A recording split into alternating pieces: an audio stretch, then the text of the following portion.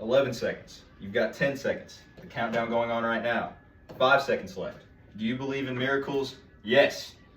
This was Al Michaels' call as the United States were beating the Soviet Union in the 1980 semifinal round of the Olympics. A legendary moment in sports history. In this speech, I will discuss Coach Herb Brooks and his team's unlikely run to the gold medal in the 1980 Olympic Games. Coach Brooks was an inspiration to me and inspiration for my dad, who coaches soccer right now. But Coach Brooks has inspired me to want to be a coach in the future. Coach Brooks was born on August 5th in 1935 in Minnesota, where he played college hockey. He played at the University of Minnesota. He also later played for the United States hockey team in 1964 and 1968.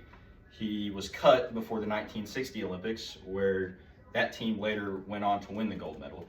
And this kind of inspired him to want to get back to that level so he could win a gold medal. After his playing days, he went and coached college hockey back at the University of Minnesota. He won 3 national titles at the university and was later chosen to be the coach for the 1980 Olympic team, the United States, the job he wanted for quite a while since he never got to win the gold medal. To prepare and try and win the gold medal, the only way he knew how, he didn't do it in an ordinary manner. He selected a team full of college athletes and amateurs to represent the United States at the Olympics. This picture right here is the picture of the team before the Olympics. But he left out a lot of big names and a lot of all-stars at the professional level, which was unorthodox, and people thought it was a terrible idea.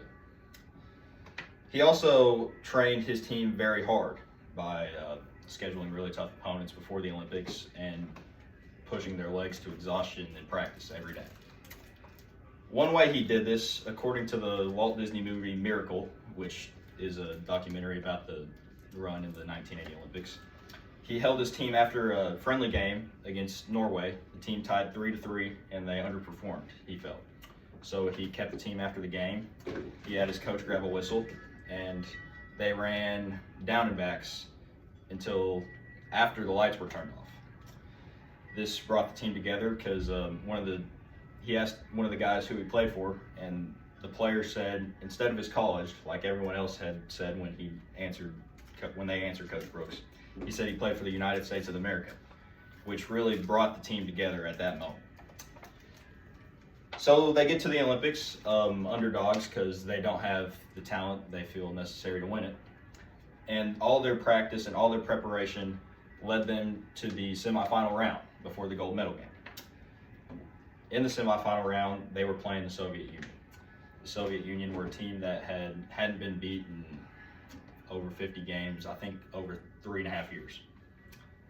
So this was obviously very unlikely for the United States, a team that hadn't won a gold medal in over 20 years. So they get into the game, and Coach Brooks delivers one of the most inspirational pregame speeches of all time, telling his team that the Soviets' time was done and their time is now. This was a speech that inspired the team to pull off what is known as the miracle on ice.